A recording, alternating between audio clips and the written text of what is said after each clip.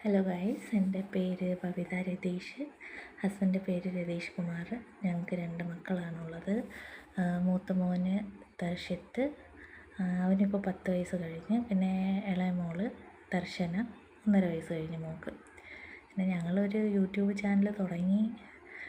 മോൻ പറഞ്ഞിട്ടാണ് തുടങ്ങിയത്. എത്രത്തോളം എത്തുമെന്നൊന്നും അറിയത്തില്ല.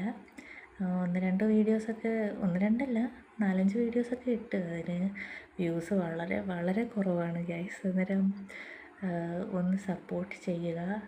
ഞങ്ങൾ സ്റ്റാർട്ട് ചെയ്തതല്ലേ ഉള്ളൂ. ഞാൻ മെയിനായിട്ട് ഫോക്കസ് ചെയ്തതെന്ന് പറഞ്ഞാൽ കുഞ്ഞുങ്ങളുടെ വീഡിയോസ് ഇടാനാണ്. പിന്നെ മോന് നന്നായിട്ട് വരയ്ക്കും, നല്ല അടിപൊളിയായിട്ട് വരയ്ക്കും. അന്നേരം അവൻ്റെ വീഡിയോസ് ഇടാനും, പിന്നെ കുഞ്ഞു മോളാണെങ്കിൽ നന്നായിട്ട് പാട്ടൊക്കെ കേട്ട് കുഞ്ഞു പിള്ളേർ ഡാൻസ് ചെയ്യത്തില്ലേ, അതുപോലെ ഡാൻസൊക്കെ ചെയ്യും.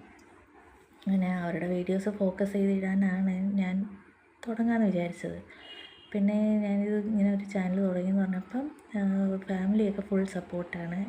എൻ്റെ സൈഡിൽ നിന്ന് ഇപ്പോൾ അമ്മയൊക്കെ പറഞ്ഞിട്ടുണ്ട്, എടി നീ ചെയ്യ്, കോമഡി വീഡിയോസൊക്കെ ഇടുമ്പോൾ ഞാനും കൂടെ ഇടയ്ക്ക് വരാം. അമ്മയ്ക്ക് ഇങ്ങനെ ക്യാമറയുടെ മുമ്പിൽ മുഖം കാണിക്കുന്നതൊക്കെ ഭയങ്കര ഇഷ്ടമാണ് ഗൈസ്.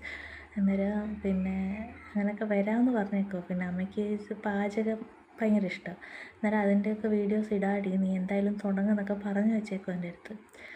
ഹസ്ബൻഡ് ഇപ്പോൾ സ്ഥലത്തില്ല. ഇപ്പോൾ ഇവിടെ നാട്ടിലൊക്കെ നിങ്ങൾക്കൊക്കെ അറിയാമായിരിക്കും, പണി വളരെ കുറവാണ്. ഹസ്ബൻഡിനാണെങ്കിൽ അലുമിനിയം ഫാബ്രിക്കേഷൻ്റെ പണിയാണ്.